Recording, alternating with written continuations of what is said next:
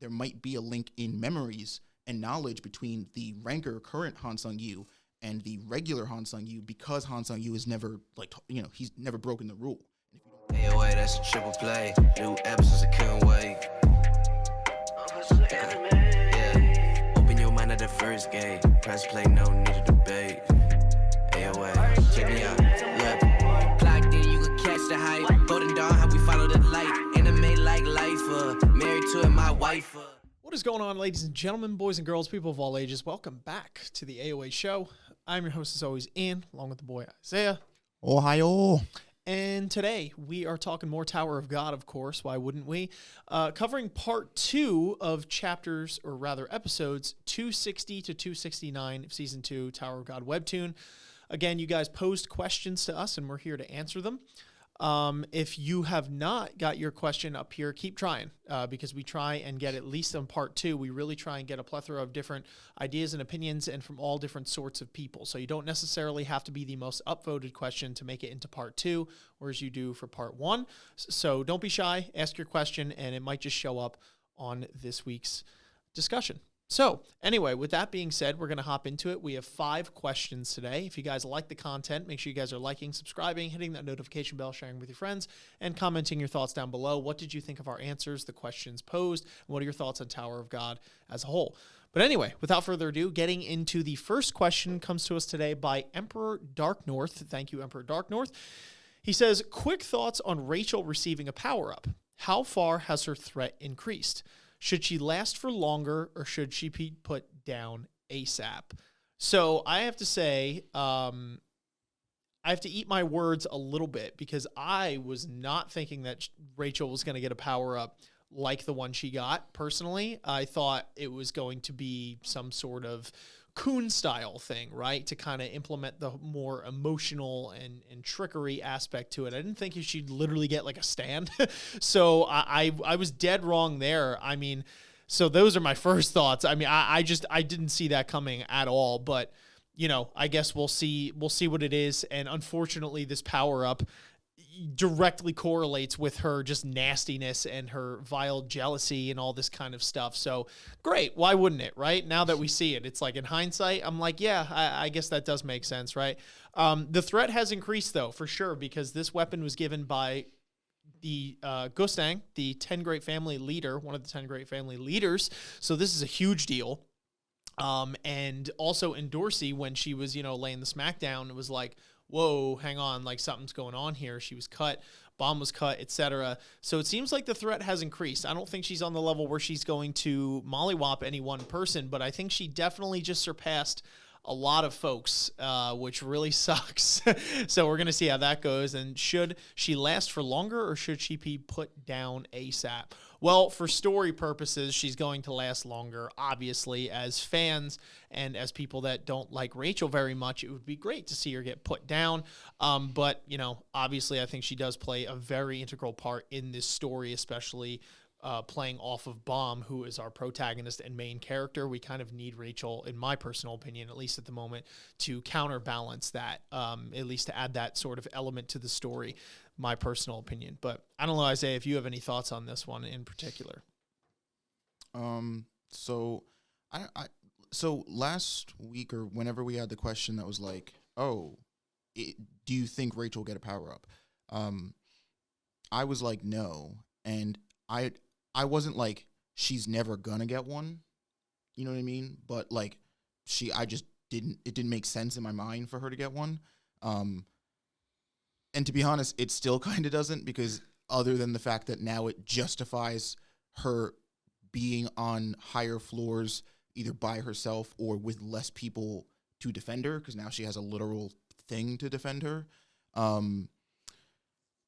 So I don't know. I guess like if there's some way that this ties in emotionally to her character, to be honest, if there's some, and I say growth like very loosely, if there's some growth with her character as a result of this thing, I'm okay with it. But if it's like literally here to serve the purpose of like just keeping her alive so we can justify why she wouldn't be dead by now, like I'm over it. I'm over her. Like that's the thing where it's like this. How far has her threat increased? Like, I don't know, because I don't know the extent of it. I don't know if this thing is like designed to just literally keep her alive. And it's like, if Bam were to go toe to toe this thing, he could beat its ass. But it's like, it's not built for combat as it is like a survival tool. Or if it is a survival thing, but then my head when we were reading got me thinking like, oh, what if it's like some kind of thing that like could end up consuming or controlling her if she does, because it clearly seems to feed off of her, I'm gonna say her anger, but like even just more generally her negative emotions. So I don't think it's a stretch to think that like if she just sort like uses this thing willy nilly, that like it would start to like consume her, or take over or take control of her, or whatever. So I would say the threat level has like increased in the sense that like they're fighting something, or they have a potential enemy that like they don't know anything about. But I don't know. I don't know enough about this thing to really be like, yeah, like we saw it cut Bam. Like, you know what that means? Like, no, I don't know what that means. Cause like if he fights this thing, he could mollywop it in one or not. Like, I don't know what the origins of this thing. I don't know enough about it to really assess the threat level. Like I said, right now, at least it just kind of feels like a tactic to validate Rachel's life, her existence on these higher floors, which I'm not really a fan of. And so that's tying into the last thing. Should she last longer, or should she be put down? To be honest, like I said, if this thing can justify some character growth on her part, like maybe she decides to try and use this thing because it seems to give her power, which is something we know she wants. But like I said, it ends up starting to consume her. And so then she decides to make the decision of like, oh no, I'm going to get, I'm going to climb to the tower, but like I can't, like she willingly decides to discard this thing, in an effort to survive, and like learns a lesson from that. That's not going to happen. No, but that's my point, is that like that's the only scenario in which I'm like, yeah, she could stay longer because it makes sense. To be honest, like I'm over her, man. I'm so tired. It's like her character's not doing any of that. She's not learning anything from this. This isn't doing anything other than physically making her a viable option to still be around on these floors.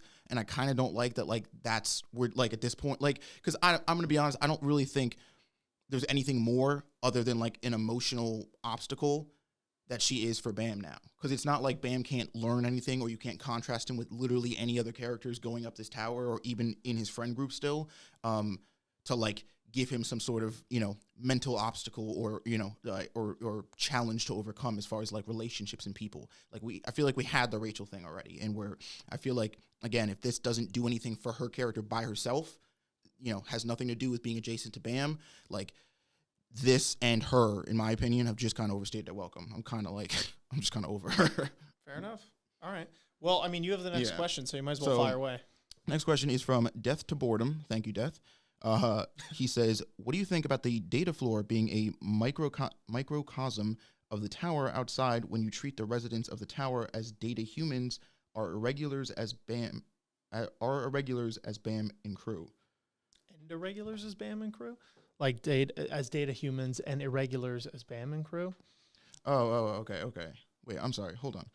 What do you think about the data floor being a microcosm of the tower outside when you treat the residents of the tower as the data humans and irregulars as Bam and crew? So, I think what the question is asking is essentially that it's ironic that Bomb and crew was the thing, because Bomb already is an irregular, but I think what Death to Boredom means is that anyone who comes on the hidden floor in general is an irregular, in the sense that they have found it. Like they already have like NPCs, as it were, like on the data floor and the hidden floor rather. So those are like the regulars of that. It's like a little sub universe within the tower. I'm pretty sure if I'm reading into that question correctly. Okay.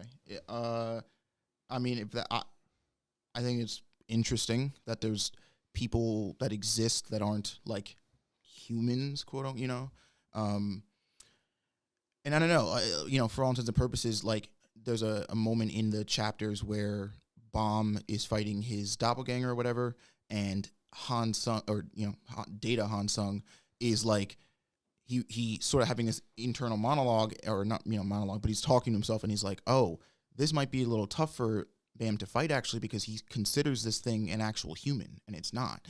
And even I don't know if she got a name, or like the guy that Kuhn and company are with, that's like helping them, the woman. I forgot her name. Like, you know, makes it a point to be like, you guys are like real people who have come to the hidden floor, and now you're data versions of yourself. We are data humans, meaning we don't exist outside. Like, you know, there is nothing of us until before the hidden floor. So, you know, there's this clear distinction, and like, I don't know, I guess it does kind of bring up the like AI human thing, like, you know, what is like how real, how close to these, because that's the thing, is these data humans, you know, just by doing something like that, by referring to them as a different like sect, it's like, okay, clearly they're not humans, but like they walk, talk, shit, and breathe. Like, you know what I mean? If they do everything close enough to humans, and their data, you know, is, you know, matches whoever it is that they're supposed to be. I don't know. I don't really know. You know, again, we're pretty early into the arc, but I don't really know, I guess, where the line is. I don't know, like, at what point it's like they, you know, it's, you know, you make the distinction, you know, necessarily between like data human and regular human. I'm assuming because the other thing that like that trips me up on it is that like data humans, maybe this isn't all of them, because, you know, we had a lot of time, I guess, with Hansung, and he's the one that like kind of, you know, blows my mind the most. Seems to like clearly have knowledge of stuff that like a younger version of Hansung like normally wouldn't have or shouldn't have, or he seems to have the same knowledge that like our Hansung that we know has, which again logistically doesn't make any sense, because all these data versions are earlier, younger versions of whoever it is that they're manipulating. So that's my thing, is it's like, okay, and then that coupled with the fact that the whole condition where like if you leave the hidden floor and then try to like talk about it, you lose your memory, kind of makes me think there's like this weird link between you and your data even after you leave the hidden floor, and where it's like, as long as you don't, you know, talk about it and try to, you know, whatever, break the spell or what have you, like, you know, again, it's gonna like always remain as like that younger version of yourself, but like that it is still a part of you. I don't know. It's weird. I don't know. You talk. Yeah, I just keep on getting reminded of the Rick and Morty episode where they have like a tiny civilization within their battery. I can't stop thinking of that comparison. No, I mean, it's definitely interesting when you think about it. And I guess if you relate it to the tower in a sense, right, you could say that the tower itself is like a microcosm of something that's outside, right? The tower is like the hidden floor, but just on a larger scale of something like that. So I do find that interesting. I mean, the data, you know, if I'm comparing it, taking another approach to it, if I compare the tower, the regulars are like data people, right? In the sense that it's like they kind of are following their program things that they're supposed to do, and they're not gonna, you know, bother anyone that shouldn't be bothered, because they're gonna do their own thing. They're trying to climb the tower. They have this distraction, and then that's why irregulars, or, you know, for treating it like this, people that come into the hidden floor are the ones that mess everything up, right? And so the hidden floor, though, has this very interesting concept of producing the rival, which obviously the tower does not. You kind of just find one naturally, because, you know, people are bound to hate you. Can't win them all. But yeah, I find the comparisons interesting in that regard. And the more, you know, metaphysical, philosophical question, are we all just data organisms just living out our standard life until waiting for somebody to come along and rupture the whole thing into chaos? I don't know. It's an interesting question, and one that I think needs a lot of breakdown. If I'm reading into the question correctly here, just having some fun with it at the moment. But I do find it interesting, and I'm curious to see how Bomb and crew are going to change the hidden floor, or if they have the ability to really change the hidden floor, because the hidden floor itself already is pretty damn pre-established, right? Like when we get introduced to the tower, Bomb goes in it, the tower itself has been pretty pre-established, right? For a long time. Jihad and gang have been ruling the roost for a very long time now. People do what they're supposed to do, etc. Same thing with this, right? And Jihad kind of, again, on top of it, because, you know, the data people are doing what they're supposed to do. And even the people that have been there, Hansung Yu, whoever else we're going to meet, etc., have been around the block, when they've got to that point. So I'm curious to see how they're able to shake things up on the hidden floor, or if they are able to shake things up, like if when they leave that it's just going to go back to business as usual, or when they leave, if the whole thing from the ground up is going to be uprooted, something's going to happen where like the hidden floor is never the same again. But I don't know. I'm interested to see it. But anyway, moving on to the third question. This might be a pain in the butt to do. Okay, we're good. Yeah. I'm good there. Okay, so third question comes by Ventornado.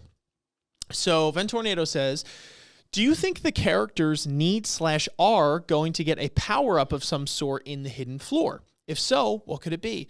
Elemental Shinsu control, like what Kun Ran uses? Someone becoming an anima, like how Kaiser is? Someone getting a new weapon or weapons? Someone learning how to use spells, like how Sachi uses? Feel free to go wild on the power-up ideas. I like the question because it's definitely very lighthearted and fun.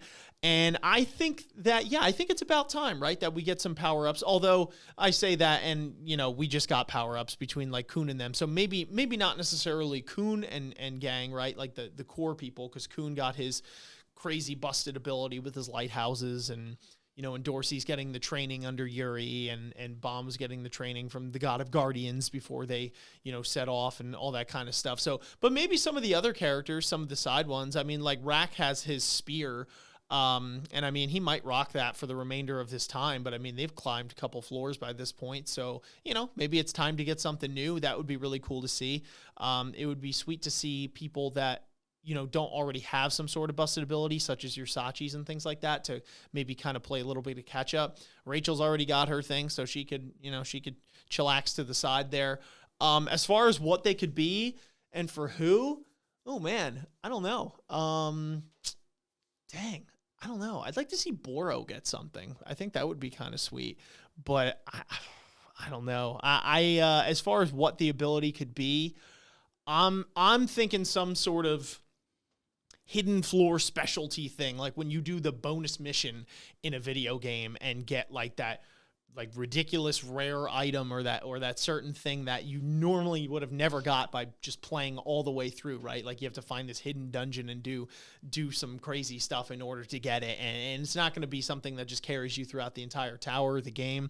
But it's something that, it's going to be incredibly rare is what I have as a guess. But I don't know. You got anything? Yeah. So I actually think that everybody, except for Bam, because I feel like he does get power-ups every other chapter, could use a power-up because, one, I think it would just be, more interesting going forward to see if people have, all the characters have, like, a cycle of different abilities they could use. And, like, if you think about it, like, so, like, let's take Kun, for example. He got the Enna core ability, but basically, if he doesn't have beta, not that he can't use that, but like that's where all the power of that thing comes from, because we saw him use it in the latest chapters without beta, and it got broken. And B, like Kun doesn't have any straight offensive abilities, and we know that like people aren't bound to one position. So, and I remember from the blog post actually, SIU saying that Kun has very high potential as a spear bearer. So I don't think it's out of the range of Kun to gain something that's like straight offensive, so that he doesn't have to rely on, if he gets put off or alone or something, like he can stand his own ground. I could see something like him getting a sword or a spear or something that like would go in the spear bearer position. But I do think I also remember, I don't know if I'm remembering this correctly, but I also think I remember SIU saying something about like Kun's having the like potential or ability to like control or manipulate ice in the blog post. Electricity, maybe, because that was the Macheni branch. Oh, but because initially I thought he said that he was going to give all the Kuns the innate ability to control lightning, and then decided that was only going to be for the Machenis, and that he gave the other Kuns like a different thing, and I thought it was ice. I don't know where I'm pulling that from, to be honest. I just thought that was from the blog post. But either way, if that was a thing, maybe he gets like an elemental thing like Ran, where instead of lightning, it's like ice, or, well, fire is kind of Yua's thing. I don't know. He could do fire. Whatever. I don't know. I think it'd be cool if he had some like elemental, maybe that's the thing. He doesn't get like a physical spear. Maybe it's like, he makes like ice spears or fire spears. yeah, I'm trying to. I don't know. And Dorsey kind of feels like she's got a whole stack thing now because I feel like she had a lot of physical stuff, and ever since training with Yuri, now she's got the bong bong and she's got the fucking blast things. So I kind of feel like she's stacked. I mean, let's put it this way: I wouldn't be like, oh no, if she got another ability. But I guess I don't know. I don't even know what she could learn because like I don't know what her. I don't know like what her thing. Her thing kind of just seems to be like I have the power of a princess of jihad, and I got the bong bong. So like it's just incorporating those two things together, which like could be dope. And I guess you could offer up some interesting like techniques, like combining the two. But I guess I don't know of any like straight abilities she could learn. But Rack, I was actually thinking like again for like elemental stuff, if Rack got some like earth manipulation shit, like if he could like fucking like like take rocks and like make them into shit and like I don't know. So you want everyone to be benders? Basically, I mean, well, like because I feel like a lot of I feel like that's the point. Like once you get far enough in like the being able to use Shinsu, like you should be able to manipulate straight elements to some capacity, whether it's like using them offensively, defensively, whatever. So I kind of feel like, because I'm gonna be honest, if Rack just literally has nothing but that spear for the rest of the story, like that's just kind of boring. So he's got to get something, and if every other nigga gets an element thing, like give Rack some rocks, like let him do something. What about Wangnan? Wangnan, I think so Wangnan's obviously the Prince of Jihad. So I actually think we're gonna see him use abilities that only Jihad can use, but like very watered down versions of, and then that's gonna be like the hint is gonna be like people are gonna be like, oh, I've never seen anybody use a technique like that. And then when we meet Jihad or somebody references Jihad, or maybe even on the hidden floor, we'll see young Jihad use the same exact technique, and it's like, because I'm right. And so yeah, I don't know, yeah, because I think him and Bam are like the wild cards in the sense that like they're not gonna be, I don't think they're gonna be bound to like one element or one style. I mean, like Bam already is like a wave controller, but he's a much more like melee focused wave controller than like let's say Hansung Yu, because traditionally the wave controllers are much more like support, like they manipulate Shinsu, but again he doesn't really like focus on an element or isolate anything in particular. He kind of seems to like move raw Shinsu and fucking just be blasting niggas left and right, and so I think Wangnan could get something like that, or again I really got it in my head that like Jihad's got like this specific set of abilities that only he can use because of his blood and his heritage or whatever. And like at some point we're going to see Wangnan use or whip out an ability that's like nobody's ever seen or been like, that's the thing, like been able to use. So like, and that could even be a cool thing of like, if Karaka is still kind of doubtful about Wangnan's heritage or whatever, like at one point, whether he's fighting him or he just sees him use it or hears it, he's like, oh shit, he used that. Like nobody's supposed to be able to do that. So that would be cool. Yeah. Yeah. Who else? I would, just because the question brings up animas here. I don't think we have anybody in the group that is an anima controller, right? No. I wonder if that's something you can like learn to do though, because isn't that something that you also kind of like have to have an affinity towards, like when you start? You might be able to do it on a lower on like scale, a smaller scale, or okay. be able to do it, but just like that family has that affinity, so they learn it that much easier. Right. Okay. Something along those lines. Oh man, yeah. Well, who could be if somebody in the main cast like had to turn out to be an anima user? Maybe like Shibisu? I don't know. Yeah, seems like it'd be much needed. Has that guy gotten a power up since like frame 1? No. Yeah. Yeah, honestly, give that nigga a stick, something to like, he can fend off people, because he's kind of just got like his brain, right? And like that's cool. But I mean, like he's not on the hidden floor, but it's like it's actually funny because he's kind of like the Wangnan of that group, where it's like he just has like his mind and like strategy and all the other fighters around him and stuff, and a rowdy team that listens to him. That's I think, like I said, I think that the things with Kun and Rack would be cool. And Dorsey, I don't really know. Bam's kind of fine where he is, because I'm sure he'll just get power ups as we go forward. Rachel can fuck off. I think we're good. Yeah. Okay.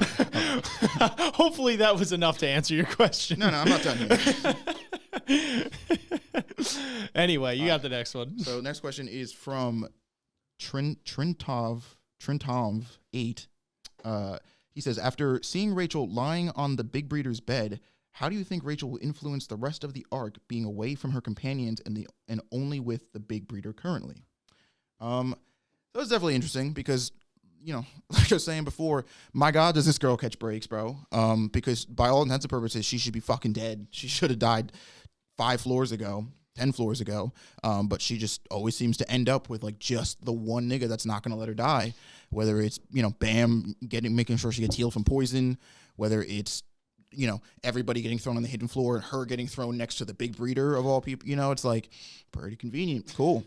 I don't know, man. It's so after these last chapters, I like, you know, I said it in the first question that talked about Rachel, but like, if this bitch doesn't start like proving her validity in the story, which I personally feel like has overstayed its welcome, like what it is, like I'm just so over. I don't care. I don't care what she's doing. I don't care what she wants. Because she's not doing anything for me in the story anymore. She's just actively here to be a fucking pain in the ass. Like she's not like helping Bam get over anything. Like, yeah, sure, Bam is still like, you know, Bam is Bam. He's like naive to a fault and whatever. So he's going to be like, oh, Rachel, like, let's talk this out or whatever. But like, he's not like, I feel like we've moved past, at least I have moved past this, like, Bam, what is Rachel to you? It's like, bro, we're done.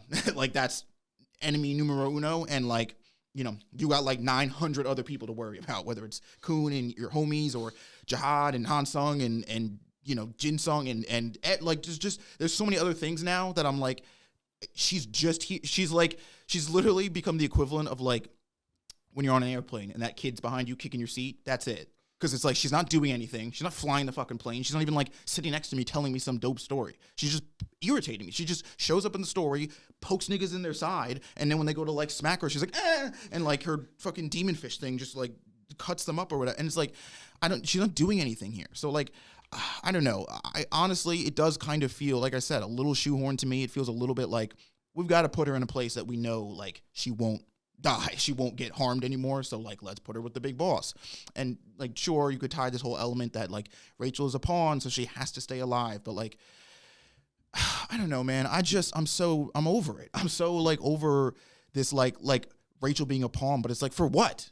I feel like, to be honest, if the goal here is like she specifically has to get to the top of the tower, like I need to know why at this point. I need to know what it is about Rachel that like why these people would give such a fuck to like put all this effort and work into getting her up there. And even if it's a thing of like, oh, we're using her to motivate Bomb, it's like, I don't know, as somebody outside of that relationship between Bomb and Rachel, that just feels so secondary. Like if I like let's just say I'm gonna take like let's say Hedon is like the mastermind here that's using Rachel as a pawn, and he's like, I need Bam to climb the tower, so I'm gonna have Rachel climb the tower because I know Bam's gonna go after Rachel. It's like at some point I'd be like, yo, we got to cut this umbilical cord. Like I need Bam to get a motivation that's about going up this tower that's got nothing to do with this girl, because it's like literally she's just eating resources and time from them, and she's giving them nothing in return because she's not doing anything for them. She's not giving them any tools.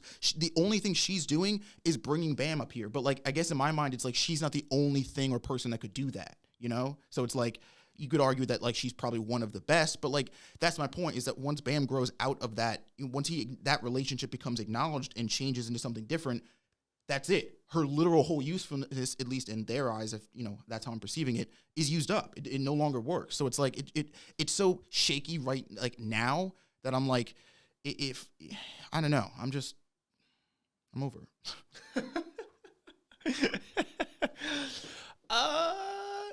What was the question? After basically, what do you think about Rachel being in the big breeder? Oh, the big breeder? Yeah, I mean, well, Jihad controls, well, the big breeders and Jihad control a lot of this floor and what it can do, up the difficulty, all this kind of crap. So I do think that was intentional, being that the magic mirror on the wall kind of everyone in their designated location. They were like, Bomb, you're trash. You're here. You're here, etc. So I do think that was very intentional on their end when they saw it's like, oh, we got some visitors oh, Rachel's here. I think that they knew the whole time that Rachel was coming. Indicative of Hansung Yu when he says to Bomb, he already knows his name, you must be Bomb, etc. It seems like he already knew that something was coming. So I feel like on the floor of death, and kind of referring back to that question to death by boredom, where it was like comparing it as a microcosm of the tower itself, I think that the residents of the hidden floor knew that something was going down. I don't know how much they knew, if they knew names specifically, but I think if anyone knew more than its residents, it would be the big breeders and Jihad. So I think that was very intentional that they brought her there, and because they were expecting her. That's my personal take on it. As far as what they want to do with her from there, I don't know, but they want her to live, I guess. I would assume so, otherwise they would have killed her already. So I think they want her to live. And it's also for some bigger ulterior thing. Or I could be dead wrong and they just happen to capture her. But like I said, I think it's more, there's a little more to it than that. In terms of her being used as a pawn, I guess that is the ultimate reason that she does need to survive. That's the reason that she got the power up, etc. So, I don't know. My opinions differ a little bit from like Isaiah's, and I would assume Gavin's if he was here. I could be wrong though, but I do think that Rachel does serve an important role in the story. Although obviously we hate her, I think that's part of what's important to it. My personal opinion, I think that Jihad is like the big bad and everything like that is just so far off, especially, in the beginning and even where we are now, that I think that Rachel being that thorn in their side and being the rival to them every single time they try and do something with her own makeshift team of powerful people, and then her trying to, nab any resource she can at any given moment, coupled with the emotional thing that goes with Bomb, does make it more of you get more of those moments where you're like, oh, Bomb, why? Like, what are you doing? But I think those are necessary, to kind of like throw us for that loop, to get us emotionally attached, to be like, oh my gosh, like, what are you doing? It's going to come to bite you, etc. I think all those things play into the overarching plot. On a personal level. So I see why she's there, but it does obviously, she's just getting dragged along by the skin of her teeth because of whatever ultimate motive. What I do hope though with that is that in the future, that when it does get revealed, which I have faith that, this will go well, but when it does finally get revealed what the whole plan was for her to get dragged along, her being used as a pawn, why she needed to live, specifically the whole 9, I really hope it's a good explanation at the top. I hope it's not something that's just kind of, oh yeah, well, Bomb liked her, so like whatever, because as Isaiah had mentioned, I do think Bomb has, although he definitely does have an emotional tie to her still, he is gradually slowly growing to where, like, if this was just a matter of getting Jihad, he's already stated, he's like, I'm going to the top, I'm going to do this, not just for Rachel, but for my friends. Like, his motivations have changed, so it needs to be something more than that, I feel, and I hope they do deliver on, or SIU does deliver on that, but I'm sure that he will, because as he stated in his blog post, he seems to like really prioritize Rachel as one of his children, he refers to her as, along with Bomb. So I think that, it's going to be some like big thing. It's just, we got to deal with her pain in the assness, all through the course of it, because she's sticking around for a while, whether you like it or not. So I don't know. Here's a crazy theory that I have no proof for, but imagine that they were siblings or they were twins. Some crazy thing where there was like, she has to survive along with Bomb because she plays not only a part in getting Bomb up the tower, but there's like some synergy between those two that Bomb isn't able to, or they want to fully realize between the both of them. Some crazy thing like that. That's why she could get part of the thorn. She could do all this, she's able to receive that kind of stuff, but she's just like not blessed with any sort of physical ability at all. I pulled that out of my butt, but it's fun. I don't know. Yeah. Anyway. No. That's my, Isaiah says, no. No. Anyway, we'll move on to the last question here by Big Dumbass. Thank you very much. Says, do you think there is a big difference between Hansung Yu, the regular, and the ranker on the outside? If not, what do you think happened? Why is he, maybe she, so different? Do you like the data version better? With one of these emojis and then a banana, and then I believe that's the Korean flag. So thank you for the question. Yeah, backtracking from back to forward here. Do I like the data version better? I don't think I have enough yet. I don't know. I actually find them to be pretty similar, to be honest with you, in my personal take. They definitely have this air of pompousness. They both think they're bigger, that they're geniuses. Well, because it's the same person, in theory. And like, his I haven't seen his motivations fully revealed yet. I mean, we haven't even seen that with the first one, so I don't really know where it is. But their personality, I guess, really lines up. I guess right now, I'm still waiting, because the one that we saw in the beginning is the more complete version of him. So I guess it's like cool to see where he is now. He's chilling with like his robe on, and he's got his own specific coffee cup rather than like the Starbucks mug that he has now and all that kind of stuff. But I don't know. But backtracking here. Do you think there's a big difference between Hansung Yu, the regular, and the ranker? So is there a difference? What do you think happened? Yeah, I don't know. Kind of deferring to what I just said in terms of which one I like more. I don't know. I don't think I personally have enough information yet. I actually think that it's either one of two things in my personal opinion. It's either there's not much difference at all, and the reason I say this is because the young Hansung, the data version of Hansung, seems to be in the loop with who Bam is, that he was going to come there, which means that his older version obviously knows more than he let on in the beginning, like even more than we found out. I would say he has a big role to play in this, and so he's had this role and this mindset from the very start. In which case, or another one is that the data version of himself, being that he's never progressed past the hidden floor, had an initial thing from, like an initial plan from the start, and why he's being nice to Mom, be like, okay, you're here for a reason, this, that, and the third. And then once he gets out and we see his present day version, like whatever happened swapped, something went down where his ideologies changed, or maybe then he joined Fug or whatever. But I have a feeling it's the former. I have a feeling that he's known for as long as he has what's going to happen, and that he's been with Fug for quite a while now, and that his motivations probably have not changed as much as some might think, that he has already had this plan instilled, and he knew that he was going to get out of the hidden floor, and he was going to be able to continue with that plan the whole nine. That's my personal guess, but I don't know if you got something different. So I think let's just take this one at a time.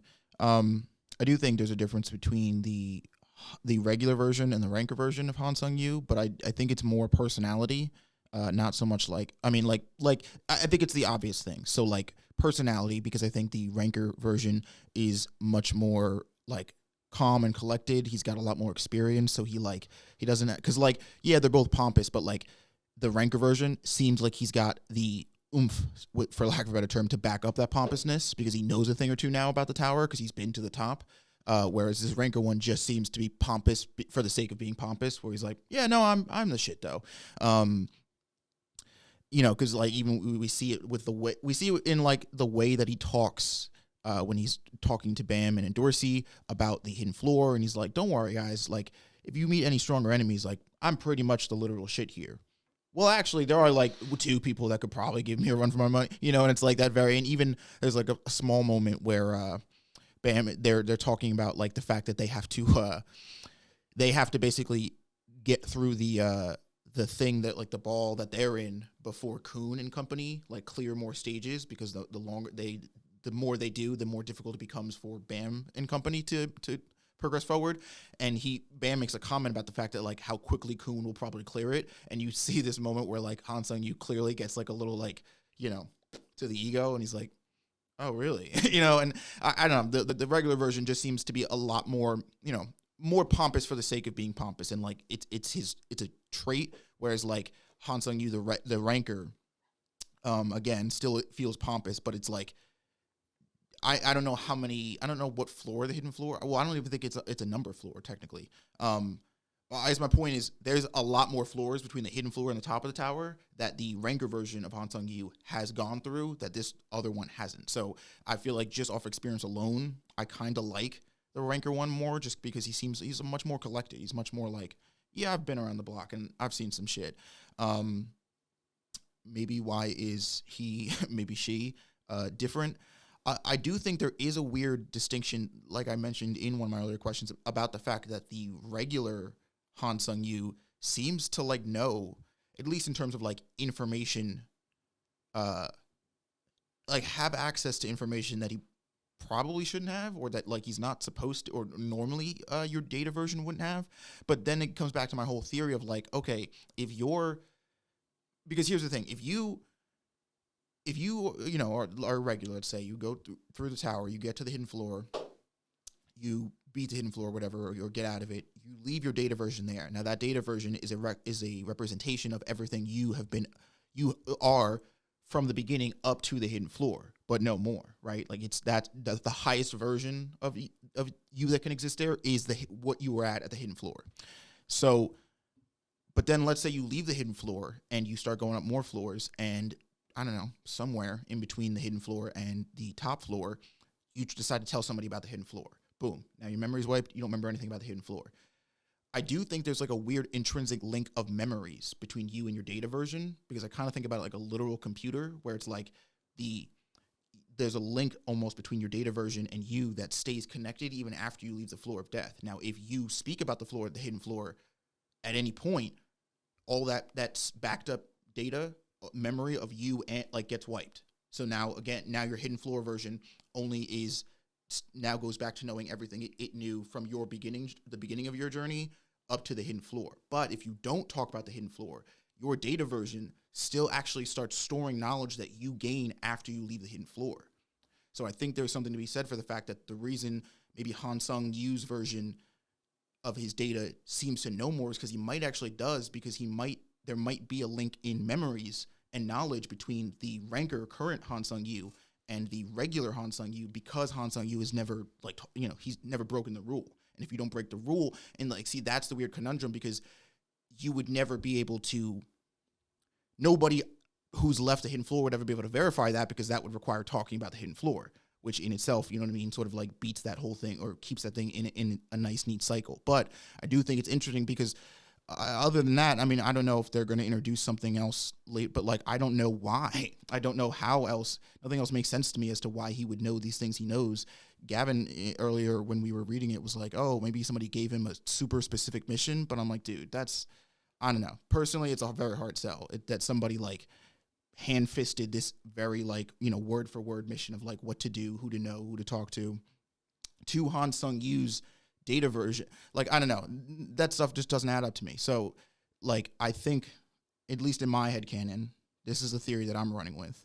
Could be 100% wrong, but that's my 2 cents.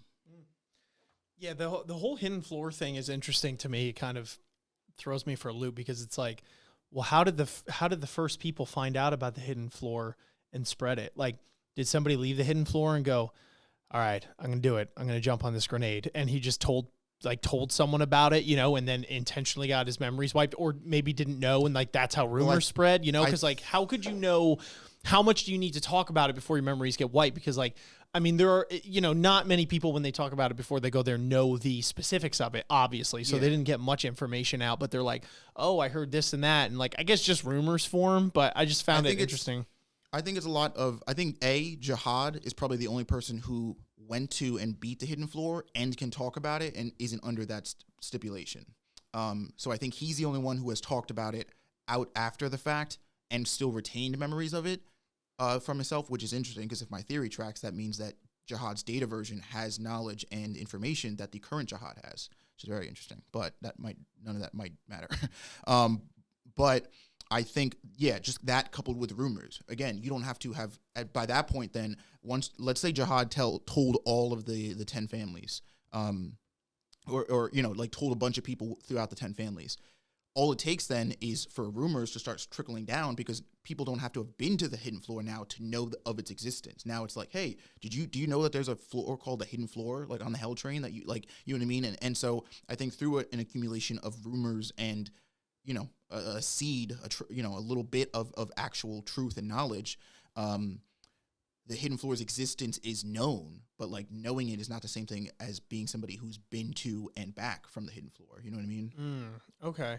Yeah, interesting stuff. I don't know. We'll see if anything tracks, but regardless, it was a fun conversation. So hopefully you guys enjoyed it as much as we enjoyed having it. If you did and you are new here, make sure you guys are liking the video. We'll do that anyway, new or not. Subscribing to the channel, hitting that notification bell so you don't miss any future content, especially TOG content. That's what you're here for, right? Share with your friends, because the more the merrier, and comment your thoughts down below. What did you think of our discussion? What did you think of the questions posed? Was there anything that had a profound impact on you within the chapters and stuff that we discussed today?